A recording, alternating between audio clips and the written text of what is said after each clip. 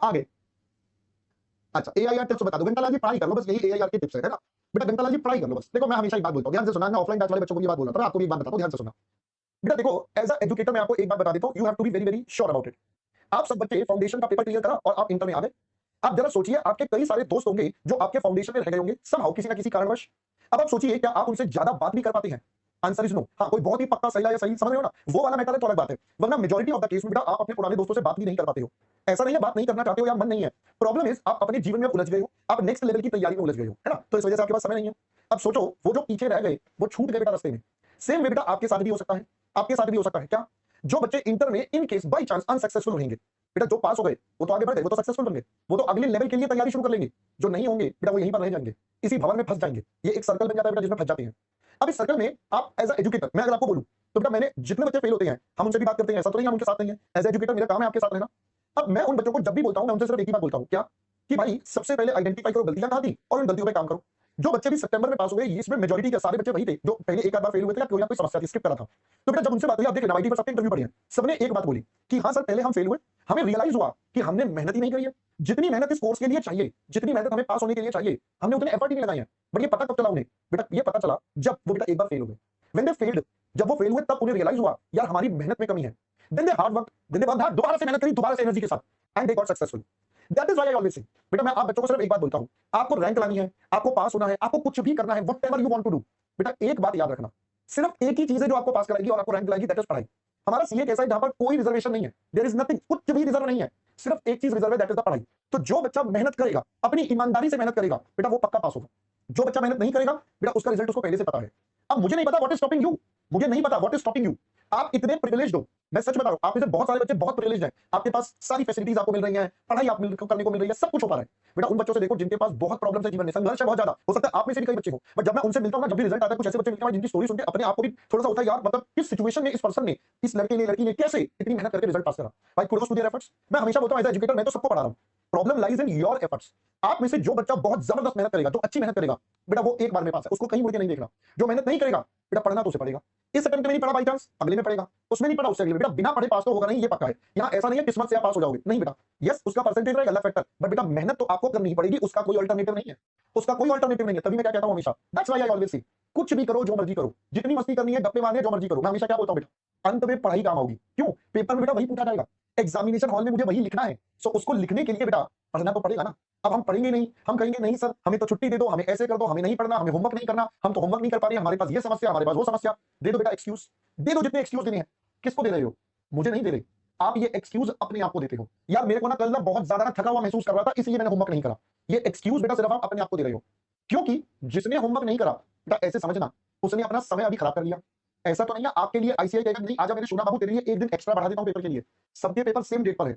आज आप अगर अपना समय खराब कर रहे हो, इन केस अगर आपका हो रहा है, तो बेटा याद रखना, याद रखना, आईसीएआई में एग्जाम के लिए एक्स्ट्रा समय नहीं देगा, एक्स्ट्रा समय नहीं देने वाला आपको। समय उतना ही है, बस अपने आप को मैनेज करके मेहनत करनी है।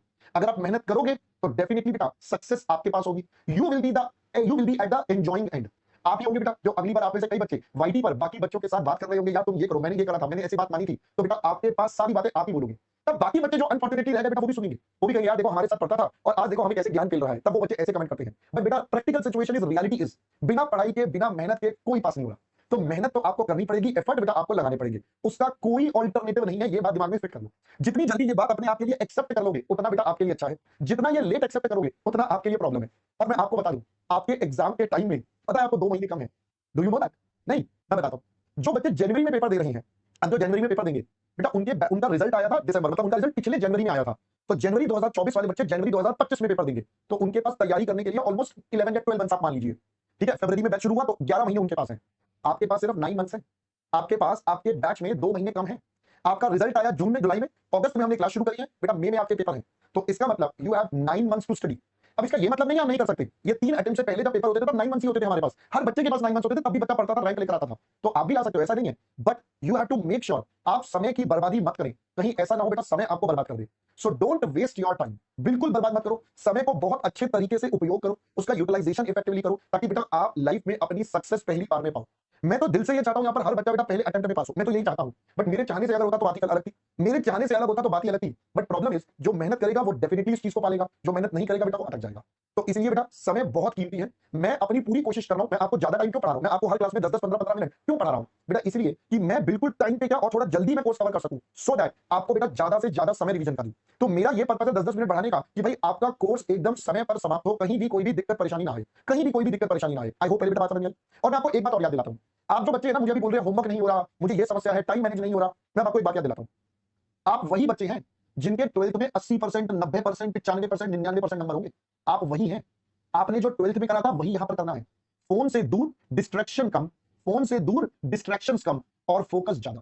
बस यही आपको करना है, यही आपको करना है। फोन से दूर, डिस्ट्रैक्शन कम और एफर्ट ज्यादा, प्रैक्टिस ज्यादा। आपने 12वीं में पता है अपने कोर्स को 4-4, 5-5 बार रिवाइज करा था, एक-एक क्वेश्चन इतनी-इतनी बार करके देखा था, तब तो वो कॉन्फिडेंस था ना, आन दो हम सब कर देंगे, करा था ना। तो अब क्यों नहीं, अब क्यों नहीं, वही तो चीज रिपीट करनी है। अब सिर्फ एक फर्क है, पहले हमारे पेरेंट्स हमें बोल देते थे पढ़ लो, उनका प्रेशर था तो हम पढ़ लेते थे। बट अब इस एज पे आकर अगर वो हमें बोलते हैं तो हम उन्हें चिल्लाकर जवाब दे देते हैं। आपको क्या पता क्या होता है। यही फर्क आ गया है आप में और आपके 12th वाले वर्जन में, यही फर्क आ गया है आपके और आपके 12th वाले वर्जन में। अब आप अपने आप को खो चुके हैं इस दुनिया में, समझ रहे हो। तो उस खोए हुए बच्चे को अपने अंदर वापस लाओ और वापस से उसी एफर्ट, उसी एनर्जी, उसी मेहनत के साथ आप काम करो।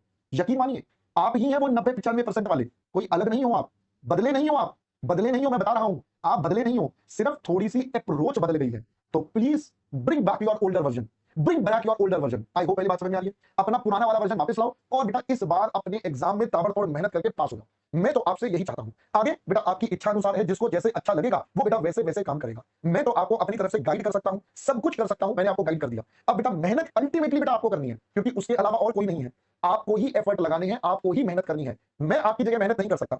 मैं अपनी मेहनत पूरी ईमानदारी से कर रहा हूं आपके साथ, एक एक डाउट्स बताना, समय लगाना, हर होमवर्क के क्वेश्चन को डिस्कस करना, मैं अपना काम ईमानदारी से कर रहा हूं। अब आपको बस अपना काम ईमानदारी से करना है, जिसमें आप गड़बड़ कर देते हो, जिस वजह से बेटा समस्याएं मल्टीपल बढ़ती रहती हैं, जिस वजह से बेटा आपकी समस्याएं मल्टीपल बढ़ती रहती हैं। तो कुछ नहीं करना है आपको, आपको अपना पुराना वर्जन, वही 12th वाला वर्जन को बेटा वापस लेकर आना है। बस उसी वर्जन को वापस लेकर आना है। वो एक बार वर्जन वापस आ गया, यकीन मानना may attempt would be your first and the last attempt for your CA.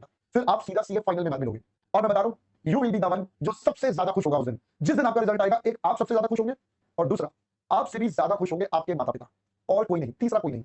एक आप और एक माता पिता, ये दोनों सबसे ज्यादा खुश होते हैं। तीसरा खुश होता है मैं, हम जैसे लोग एजुकेटर। तो मैं, Nitin sir, Ankit sir, Jasmeet sir, Kunal sir, हम और ज्यादा खुश होते हैं कि यार बच्चों ने इतनी एफर्ट लगाई, इतनी मेहनत करी। यही लोग हैं बस, समझ में आ रही है बात, ठीक है। अब करके दिखाना बस, ठीक है। चलो जी अब हम आगे बढ़े, मेहनत शुरू करें आगे, ठीक है। चलो अब मैं आपके साथ मेहनत बेटा शुरू करवाता हूं आगे की। Let me take you to the next month. आइए बेटा अब मैं आपके